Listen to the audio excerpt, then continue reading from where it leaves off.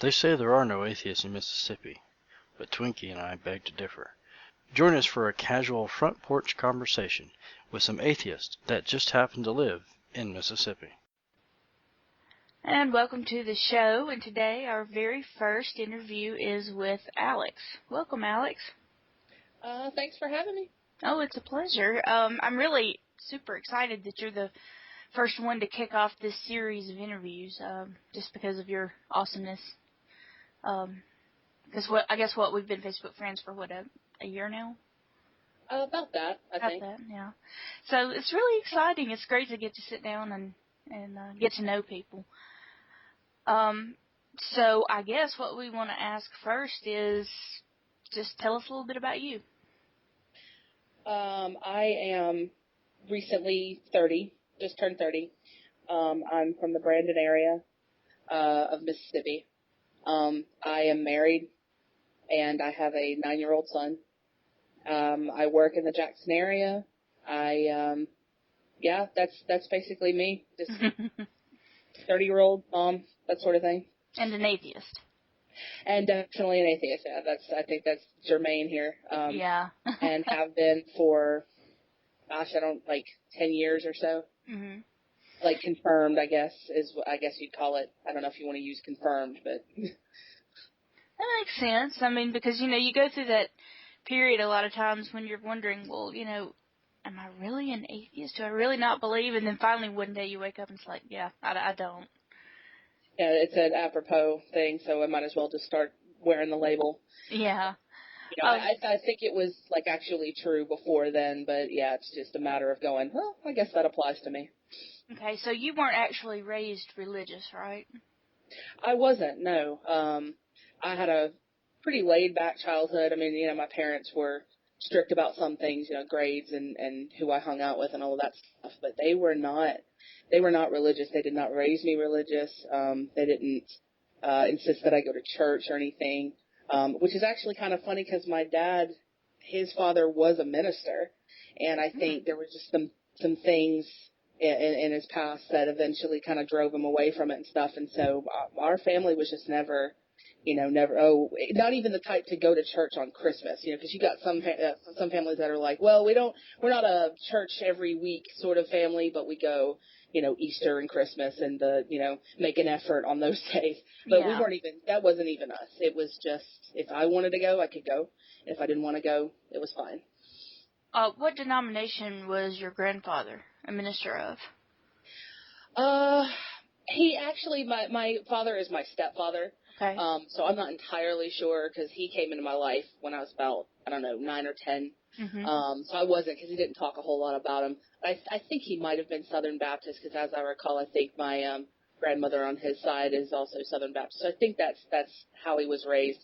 But don't quote me on that if you were ever gonna, for whatever reason. But some sort of Southern Baptist, Southern Protestant denomination. So it was really pretty irrelevant, I suppose, then. I mean, they didn't put any pressure on you, or? Absolutely not. No. I mean, honestly, if there was any pressure in any direction, it was the fact that my parents were, they loved their weekends. They liked having their Saturdays and Sundays free.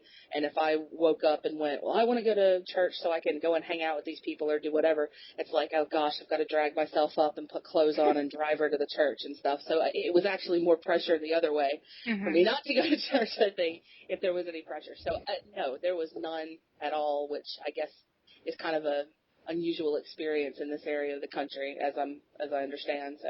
Oh yes. Yes, kind of backwards from what most of us have experienced. Yeah. So your parents would get you dressed, or you dress yourself, take you to church and just drop you off. They didn't hang out or anything like that? Exactly. It was, if I wanted to go, or if there were actually, maybe a couple of other adults in my life that, honestly, I didn't even know how we knew these people, but there was a lady that went to one of the churches that I went to as a kid, because I grew up in Madison. So that big, huge Ridgecrest Baptist Church was one of the ones that I went to for a little while. And, they knew a lady somehow. I think it was through my dad's mother. who just really wanted me to come to church with her and stuff. And, oh, we would just love to have you, and we'd love to take you to Sunday school and all this kind of stuff. And I was like, all right, fine, whatever, you know. And my parents they were kind of like, you know, if she wants to go, that's fine. They had nothing against religion or anything, but it was definitely one of those, if I didn't feel like going, they were all too happy to stay put because, like I said, they wanted to relax and hang out and all of that stuff. But so yeah, they would just drop me off if I wanted to go and pick me up when it was time to leave. Interesting. Yep. Yeah, that sounds so much like me. It'd be like, well, do I have to get up and take you, really? So did you consider yourself a Christian then, or a theist of some type growing up? Did people ask you if they did? What did you say? How did you identify? I want to say that because there's a lot of social pressure with that, you know, especially when you're a kid and you want to fit in, and of course, you know, you had a whole lot of other kids who were, you know, a lot more into it because their parents had just brought them up from birth. You know, they were in diapers, you know, sitting in church and everything. And, you know, so you wanted to kind of identify with that. And so, you know, yeah, I'd call myself a you know, Christian. I believed in God, I guess, as much as a child that age can get a grasp on what and who God is and everything. And really, I mean, most of my participation was just, it was social, you know, it was, they had a library there and they had books and stuff, and so I would go and just kind of like read their books, and they weren't Christian books, they were just kids books, and they, you know, Sunday school was basically nothing more than sitting down and coloring pictures of Bible stories, you know. I mean, some, you know, they would do a little bit of lessons here and there, but, you know, you just wanted to color. So again, it was just, it's like I considered myself a Christian, but I don't think I really understood what being a Christian was, because they were just doing the sort of kid-friendly social aspects of it so much that it didn't really permeate, you know, what my understanding of Christianity is now. Like, this is what all of this means. This, you know, we're talking about a God that sends floods and kills people and all of this kind of stuff. I had no idea. It was just, yeah, there's a big guy and he made everything, and oh, he loves you, and, you know, so. Yeah, the little cute picture of the Noah's Ark with a rainbow, you know. That's a perfect way to put it, yeah. Yeah. So it sounds like you fit in well enough where people weren't giving you grief, I guess, did people give you grief about not coming every single Sunday, or were they just pretty happy with you the way it was? That would usually be what would precipitate my eventually starting not to want to go, is whenever they would start laying on the whole, you know, well, why don't you come Wednesdays, and how come you weren't there this Sunday, and how come, you know, blah, blah, blah. And I was just so casual about it. It was kind of like one of those things where it's like, you know, it's a Sunday morning, I'm bored, I want something to do. All right, fine, I'll go. And if I didn't go, and then I started to kind of get grief about it, that's when I would be like, all right, people are weird. It's like, it's a turn off. Exactly. And, so that's what would happen. It's just, you know, they would kind of start being the clingy person that you're dating, that you're just sort of like, no, I don't want to deal with this. Yeah, I mean, one thing that always gets me so much about people around here is you have to go to church, and you have to go regularly. If you know, this every now and again doesn't really cut it. You have to be dedicated, or else there's something wrong with you. It's very strange.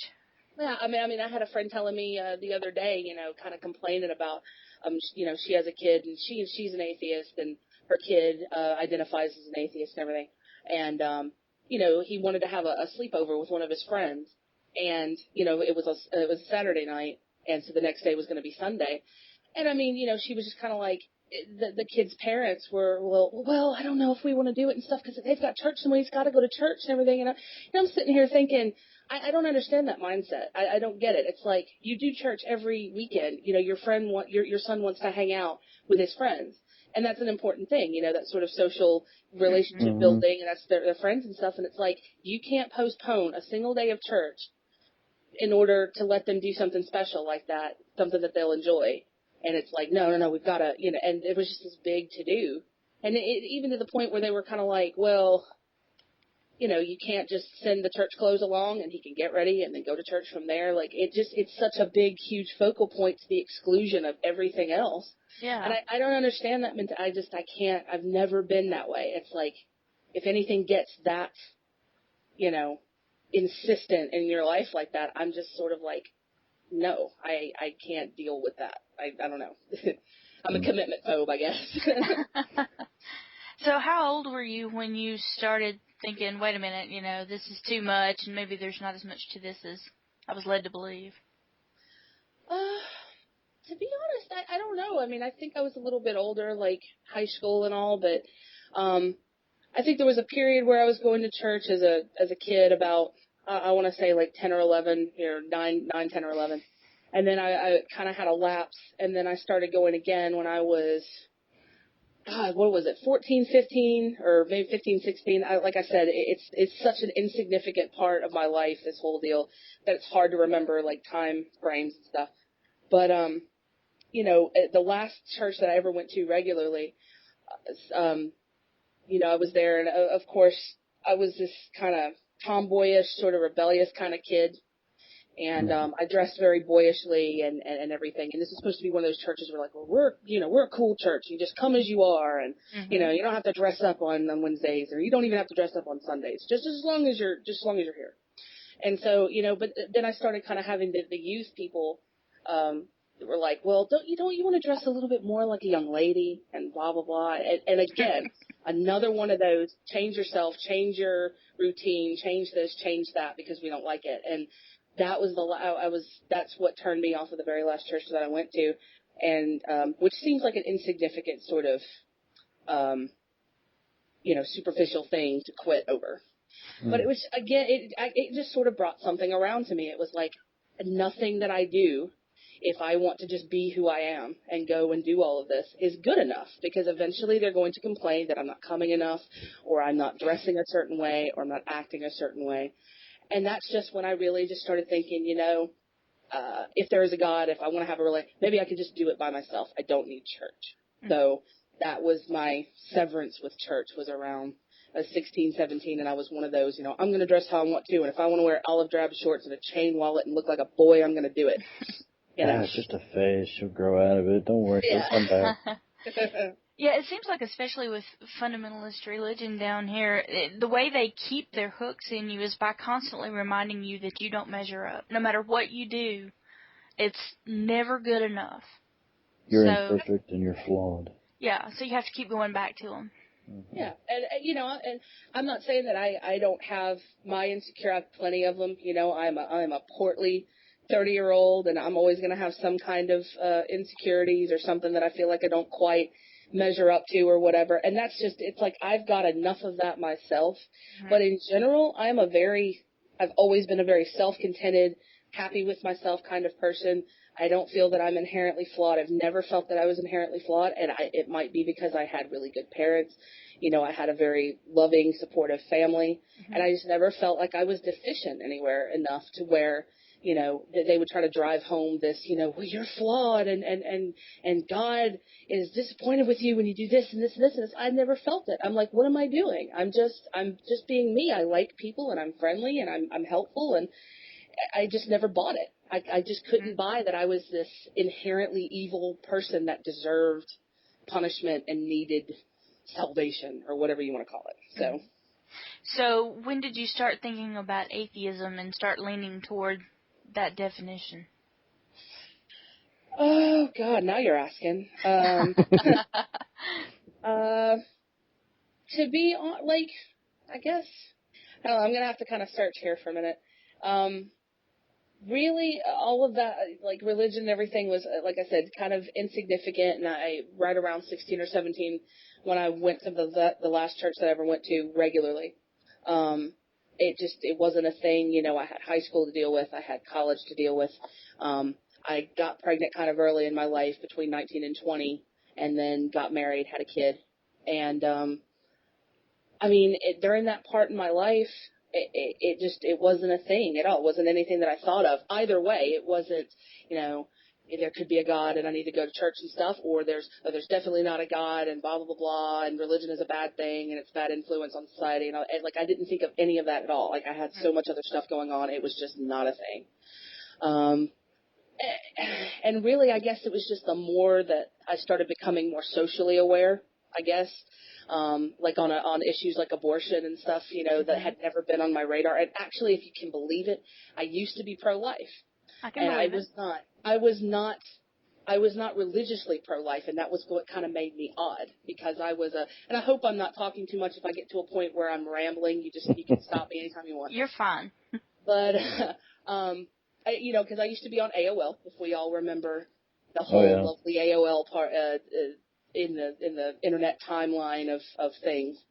And so I was an AOL kind of person, and they had their little, like, message boards and stuff, different topics, politics, this and that. And, that was one of the first places I ever went to socially on the internet.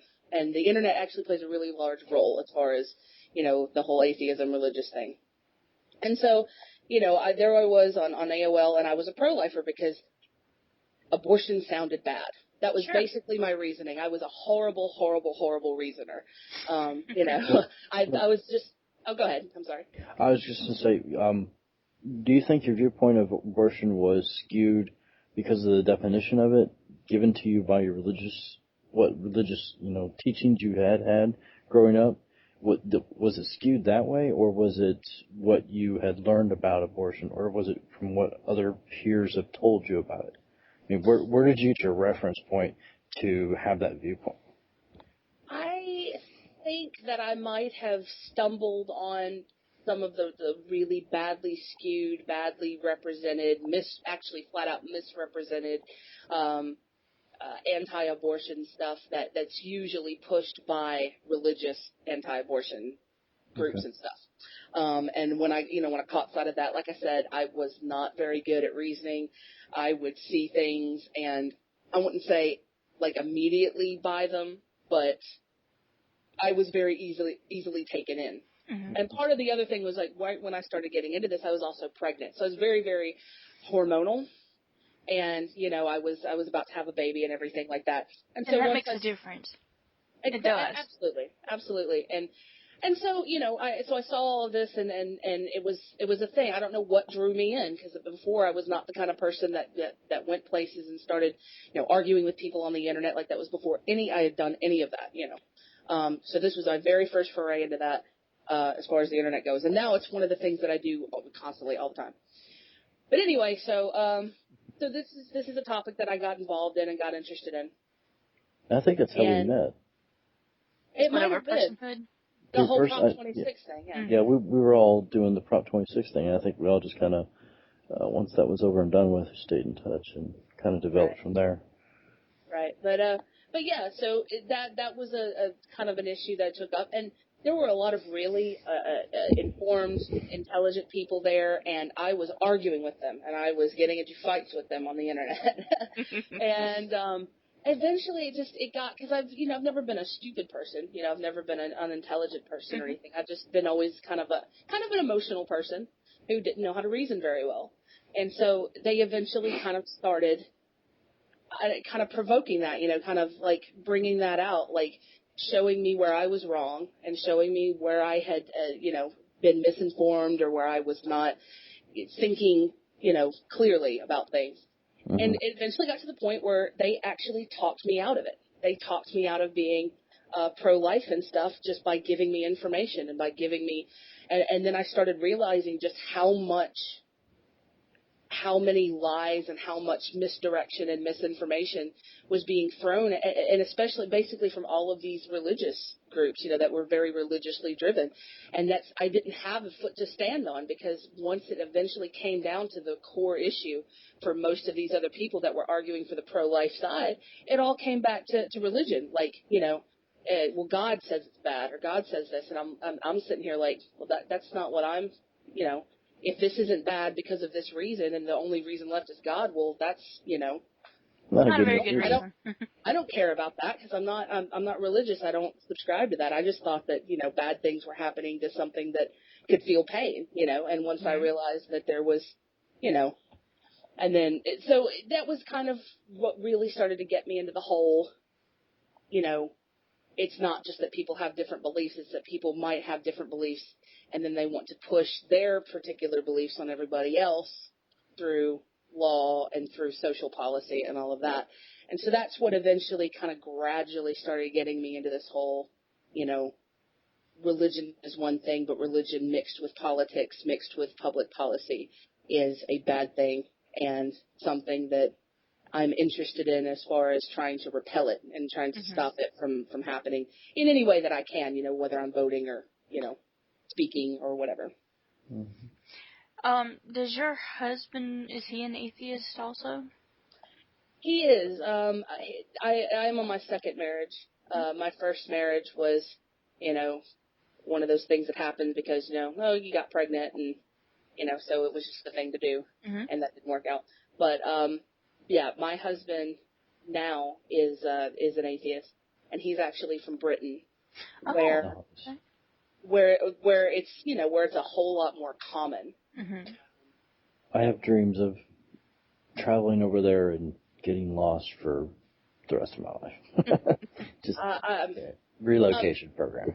I'm told that it's a good place to do that if you just want to kind of go and get lost and be surrounded by people where religion's basically just a hobby. That's how he puts it to me, is religion is more or less, if you have any kind of religion, it's probably going to be Church of England, which aside from their, what I'm understanding is their recent gaffe about female ministers that they're having some problems with because they don't want to have female deacons or whatever they have.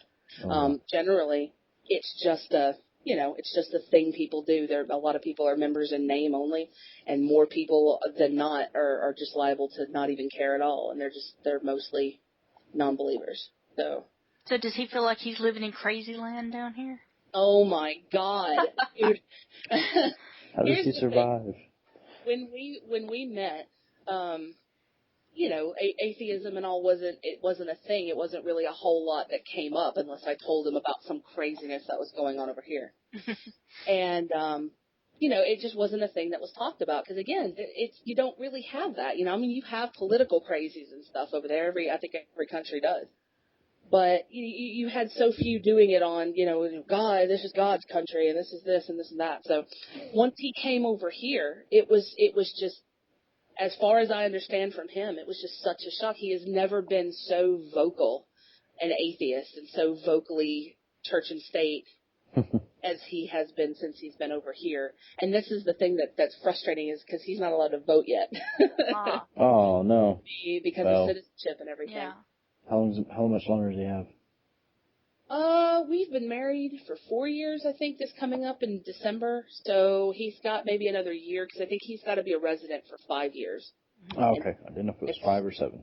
Yeah, I think it's 5 years, and then he can apply for citizenship, and then he'll get all the nice, happy rights and stuff associated. But yeah, so he comes over here, and like I said, atheism is not even a thing. And for me, for the most part, and this is the thing, it's barely much of a thing either. It's not really much of a thing for me. It's not something I talk about a whole lot, unless there's something I'm pushing against. This is the thing that gets me, is that, unless there's just some weirdness happening where somebody's trying to make some religious law or whatever, it's not something that I think about a whole lot, it's just kind of there. And he was the same way, but once he comes over here, Prop 26 and all kinds of just craziness that happens when people who have these beliefs decide that everybody else needs to act on them as well. So. And then they call us militant atheists. Yeah, that's my favorite. War on Christmas. And every year it's a war on Christmas, and it seems to escape them that every year there's a war on Christmas, and every year there's a Christmas, and it's like exactly. We're going to keep this going. If we're going to have a war on Christmas, then somebody's losing somewhere because it happens every year. So, what's your philosophy on raising your son? Are you raising him to think critically and make his own decisions, or are you raising him, just kind of like, well, if you want to go to church, you can, like you were raised, or what's your general philosophy there? I kind of have a take everything as it comes kind of philosophy. At the moment, he's kind of odd. He's 9, and he went through a little bit of a phase. And I was kind of trying to figure out where it came from, like who he was getting it from. where he said, that he believes in God and everything. And that didn't bother me because I'm like, he's a kid. I had my own phase with that. I'm not going to flip out over it. But, we definitely don't do, we don't go to church. We're not religious here or anything. Because you do have some parents who, they are atheists or they're not very committal, with whatever religion they are in, but they will, they'll send their kids to Catholic school or they'll send them to a Christian daycare or whatever it is. Because they think, oh, maybe they'll get a better, education here or they'll, whatever. But we've never done anything like that. But, it got to a point, and I think actually he saw, over the course of time, sort of a lot of the things that we notice about how atheists sometimes get treated, because he talks a lot, like me, and he'll talk about things that are probably not really his to talk about. So at school, I believe he mentioned that his parents were atheists, to a few kids or something, which, I kind of groaned and face palmed, and I'm like, why would you do that? Don't go talking about other people's beliefs and stuff, if they're not there, if there's no reason to. But he said something, and some of the kids he was talking to got upset, Wow. Upset about, like, oh, there's people that don't believe in God, and I think that just really kind of threw their whole world out of whack and everything, and they got really, I think they got upset with him, they got really angry with him and everything, and that sparked a talk between the two of us, and and I told him, I said, well, that's going to happen sometimes. I said, because they're, religious believers of different kinds of religions are in the majority in this country. And a lot of them kind of don't really know how to deal with somebody that says, I don't believe in, any gods or anything. And I said, I think that's what you came up against, is some people just aren't very nice to non-believers and stuff. And I think he kind of took that to heart, like, how could anybody be upset with or be mean to my mom? How could anybody treat them like they just treated me just for saying my mom's an atheist, my dad's an atheist, And so, not very long after that, he told me, we were just talking one day and he just told me that, he said, I don't think I believe in God anymore. And I'm like, really? I'm like, well, how did that happen? What happened? And he's like, well, I don't really, I think he didn't really think that he believed in it in the first place. But again, there's just that social pressure. Yeah. With all of these other, very church-going kids that, have been taught to proselytize. Some of them have been really pressed to, talk to your friends about Jesus and this and that and everything. And I think he just kind of said that he did for a little while, but he said, really, I don't think I do. And I said, well, that's okay. You can if you want to. You cannot if you want to. There's no pressure one way or the other. I'm not going to be mad at you if you do. I'm definitely not going to be mad at you if you don't. But so he really, it left a really bad taste in his mouth. The way that he was received when he said that his parents were not believers. And, which I think is just becoming a lot more common. You get a lot of these folks that are so virulent and so, just off-putting in a personal sense. And it's such a shame, too, that, at such a young age you have to find this out the hard way, that people can be so crappy. Exactly. And, life's tough enough and people can be, kind of crappy to you for all different kinds of reasons, and that's just one less reason that you kind of want. And so I think that's where he went with that, and we're just going with it, It's whatever he wants to know about religions and stuff, how to do. If he has a friend that ever asks him to go to church with them, I'm like, oh, whatever. Okay. I'm wanting him to just kind of grow up and know how to question things and, find truth or whatever you want to call it on his own, without me having to kind of tell him or make those decisions for him. So. Yeah, that's such a novel idea around here, just letting kids grow up and make their own informed decisions. Wow. Who would have ever thought? Yeah, instead of brainwashing them and forcing them into something. Yeah, like we were. Yeah. I kind of adopt the George, I was about to say George Carlin, idea about kids. It's like, save the kids, help the kids, do this for the kids. And he was like, no, leave the kids alone. And that's my, that's what I think is mostly, I kind of want him to form his own ideas and, challenge him on ideas. If I hear him say something that I think sounds kind of out there or whatever, I'll challenge him, but I won't sit there and go, you're not allowed to believe that. You're not allowed to think that or whatever. Mm-hmm. Well, so a lot of things that kids learn from their growing up and from their parents and their churches that they go to is the racism and the religious beliefs. And once they get those things start getting pushed onto them, it's then that as they grow older that they become a more religious, person or a racist type person. But kids, if you leave them alone, it doesn't matter what color you are, it doesn't matter what nation you're from, and they'll get along.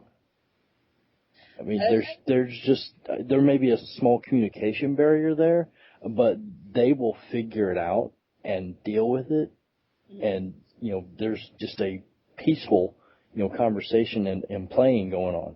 But once you throw the religious into it, it just suddenly, it breaks everybody up and starts drawing lines.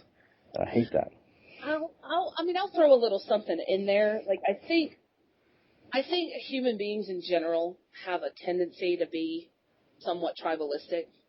I think just on their own. I think that's just how we are as a social animal. We can, kind of draw lines in the sand over just random things. Even if we didn't have religions per se, we'd have something else that we would say, well, we're in this group and we're good, and you're in this group and you're bad. And so I think that religion can help that along as far as drawing those kind of divisive lines between people. Definitely, it's just one more thing on in the possible things that people can be divided over. Right. But I do think that it requires positive intervention, actually. I mean, I think, you do want to leave them alone. You do want them to come up with their own ideas and be challenged on those ideas, but so, I mean, I think you want to positively kind of influence them and stuff. It's like, if he came up with the idea, I think where, if he said something like, well, I think girls aren't as good as boys or something like that. Well, I'm not going to say I was necessarily go, well, that's totally bad and wrong, but I would try to nudge them in that direction, because it's like you don't want them to go with their own instinct that it's like, well, if you're different, that means you're bad. And I think that we might have a tendency to do that just like if we have no other instruction on top of it. If we don't have anything else that interferes and goes, no. Just because they're bad, it doesn't mean just because they're different, it doesn't mean they're bad. So I think we have that tendency already, and we have that tendency naturally. And I think it's something we have to overcome. Like I said, just as human beings, I think it's just a thing that happens. But yeah, you definitely got to be actively teaching your kids or doing something to where it's like, just because they look different or they might act a little different or they have different beliefs, they have this, that doesn't make them bad people. It doesn't make them dangerous to you or whatever it is. And it's because they get so much positive affirmation in the other direction, I think, that it causes problems. So, Right, Yeah. and you teach them to ask questions. Yeah. Why is your skin color different? Why does your voice sound like that, or your accent, or this other language you're speaking? You get them to inquire and ask questions, and it takes the sting out of it, and the unknown becomes known, and now they're not so different. They can see the similarities. Yeah, I think when when your kid comes in and they say something that maybe reflects that type of tribalism, to me that's an opportunity to actually sit down and say, okay, well, why do you think that? And then you can present some evidence to kind of challenge that notion. But unfortunately, what you have so many times is somebody will come in and say, this happened against this race or this gender or whatever, and the next thing you know, the parents are reinforcing that, which is not good. Yeah, and that's kind of how we do things in our house. Also, is sometimes he'll come out with something that's just sort of out there. I can't remember the most recent example, honestly, but we have conversations. It's not a thing where he will say something and then I just immediately like, no, you can't think that bad. Think the other thing. Think and say the other thing that's opposite of that, and case closed. It's always a conversation. It's always, well, why do you think that? What makes you think of this? And kind of challenging his reasoning on that. Mm-hmm. And thinking, well, it's bad because of X. I've said, well, other things do X. does that mean they're bad? And generally, you know, it makes them come around quite easily to, well, no, this isn't bad because of X, so maybe my reasoning on this is a little fuzzy. And it just kind of helps them, you know, do that more and more and more until it just becomes second nature for them to, you know, run their immediate knee-jerk opinions through some filters before they arrive at, you know, okay, well, maybe this is just a knee-jerk reaction that I'm having, and I need to, you know, like I said, I really think we kind of need some training above our nature, I think. Exactly. You know, it's like, I think that we're, you know, we're still, like I said, we're still very inherently tribalistic, even though, you know, we've come a long way as a species and everything, but we still have those tendencies to want to group off and be very tribalistic, and we've got to actively, every day, challenge that and use, you know, reasoning and everything to overcome that. So I like to give him what I know and some tools to be able to do that, so that when he's an adult, he can just do all of this on his own and can teach his children to do that. So hopefully, you know, I leave him better than he arrived. I love the sound of that. It just gives me so much hope. And speaking of hope, are you planning on staying in Mississippi probably for the rest of your life, or are you looking at moving away? Do you know? I think that we're probably eventually going to move away, maybe. And I'm saying that just as it's a tentative plan, but you have no idea what's going to happen. I realize that 5 years from now, you know, where I would ideally say, you know, okay, we're moving away now, something might happen. Right now, it's not possible for us to move simply because my son's father, his biological father, lives here, and he's not really in much of a position to move. You know, he helps take care of his grandmother, who's really up there in age, and his father's, you know, had a couple of strokes and everything. So he's pretty much here, and he's going to be here for a while. And, you know, I'm not going to take my kid away from his father. And so basically I'm here for at least the next 8 or 9 years. So if you were going to move, it wouldn't be out of horror, you know, of how terrible Mississippi treats you necessarily? Not really. I mean, if I was going to move for any particular reason, it'd be less for the religious reasons so much. It'd be more for the political reasons. Yeah. Just because, and I guess that does intersect with the religious part of it a lot, because the thing about Mississippi, and this is what's so odd, and my husband said the same thing, is that people here are so nice. You know, people here are just amazingly, wonderfully nice in a social sense. You know, that we're the kind that we walk past each other on the street and we say hi, or, you know, we help people, we hold doors open for people. The first, I'm sorry, I swore. I don't know what your take is. I'm swearing. Oh, fuck. We gotta start over. All right. I should have asked in advance. Nah, don't worry about it. Sometimes it just slips out, you know, it's just one of those things. Yep. But, that's what I told the officer. But, so, you know, the first, and this is another anecdote again, I tend to meander, but the first really large TV that we bought together, we went to Walmart back when we still shopped there. And we bought it, and then we realized, me having a small Ford Focus, that there was no way we were going to get this television home. And I totally did not plan for this. And I was like, oh my gosh, what are we going to do? And I kid you not, you know, anybody looking at us, just passing us, would be able to see this problem immediately, where my idiot self did not. Because here's this huge TV, here's this small car. It's a comedy setup already. And so this person drives by, old pickup truck and everything, and I mean, just as southern as the day is long. I mean, this is a country boy. And he sees us, you know, with this television. Obviously there's a problem. He rolls his window down, and he's like, you need help toting that home? Mm-hmm. And I was like, well, yeah. I said, I just kind of sort of realized that we're not going to be able to get this home. And so he said, well, you know, we'll get it in the back of the truck, and, you know, your husband can ride up front with me and everything, and you can just follow us to your place, or lead us to your place. And that's the thing is one, you know, I was grateful, but I wasn't shocked. Mm-hmm. You know, I was not shocked that a person just saw this and intuitively said, you need help, you know. You know, and I actually trusted him to be able to do that as well, because I think that there are other places in the country where somebody would offer to do that. You'd pull a knife out and go, get the hell away from me. You know what I'm saying? I can attest to that. I've lived up in some more suburban areas, and if someone pulled up behind you or beside you and saw that you had an expensive item that you're putting in your vehicle, you would be very leery and watching your mirrors all the way home for fear that they would be following you home to rob you.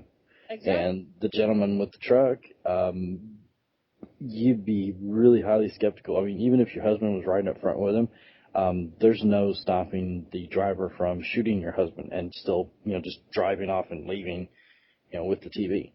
Absolutely. That's the things that you would think of. But down here, no, not so much. No, and that's, that's exactly the thing, is that that's one of the things that I love and stuff, because, I have a love-hate relationship with people in general, with humanity, I guess, because we are capable of such horrible things, and then we're also capable of such good. And when we do the good things, I absolutely love people, and I love being able to interact with people and be friendly with them and have them be friendly to me. And this is such a good place for it, because, like I said, Mississippi is absolutely full of some of the most wonderful people. My best friends, my family, all of that, they've all come from here, because I've never lived anywhere else. And I would like to live other places and experience other things, but that's one of the best things about Mississippi, is that, and I would miss that terribly. So, so we had that happen, and he helped us, and he even helped us carry it up the stairs, because we lived on the second floor of the apartment at the time. Mm-hmm. And I wanted to offer him something, can I write you a check for, $20, just for the gas, just for the gas of going all the way there. And wouldn't take a thing, wouldn't take a glass of water, it was May or something, and it was already hot outside. Wouldn't even take that. And he said, well, I'm just doing what the good Lord, would tell me to do. And it's like, and when they say things like that, even though, yes, they give a religious reason for why they wanted to do it. They do it because they think that's what God wants, what Jesus wants, or whatever. Obviously, it's not something that I agree with, and it's not something that I think we should be nice to each other just to be nice to each other. But that's fine with me. It didn't offend me. It wasn't an offensive thing. And so when people do things like that, because of religion. If it's because of religion, I think it's just because, empathy. I think that's why they're doing it, but they just attribute it to Christianity. But I'm in no position to argue that. They do things, go ahead. Sorry. Do you think he would have done that for you if he had known you were an atheist?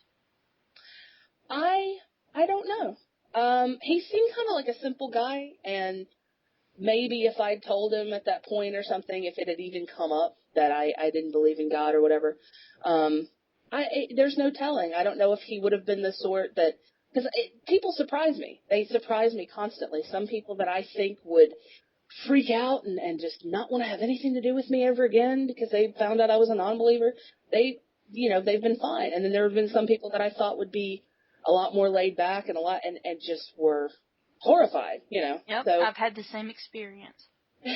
So you never can tell, and like I said, when people do things like that for what they feel are religious reasons, then that doesn't bother me. But it's just, then you turn around and then you've got people who will do things like, put really misogynistic people in public office because of religion, and people that are against access to abortion and are against the separation of church and state, and basically want to make their religion basically the religion of the land and everything, and it completely goes against what I think our country was even founded on and the reason why that we're even here.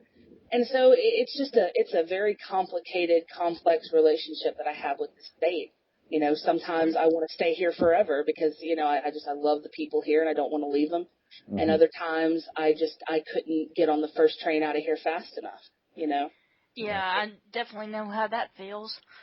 I've got one last question for you from our perspective, and then I'll let you say whatever you want to say.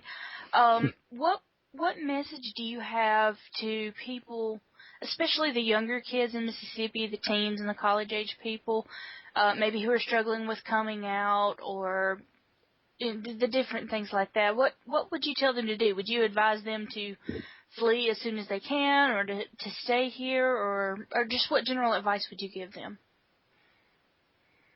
I would That's a good question. I would definitely tell them to,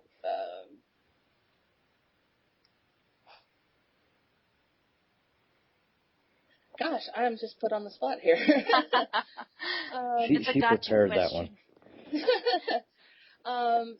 I don't want to sound like kind of one of the, it gets better type of people and everything, but I would definitely let them know that, for every person that would treat you like crap because, you don't believe in God or whatever, I want to say there's at least another person or two that's willing to embrace you and willing to, be friends with you and everything. And I think that's something that's good to focus on, because, we have a lot of political differences. You're probably going to run into a lot of issues with,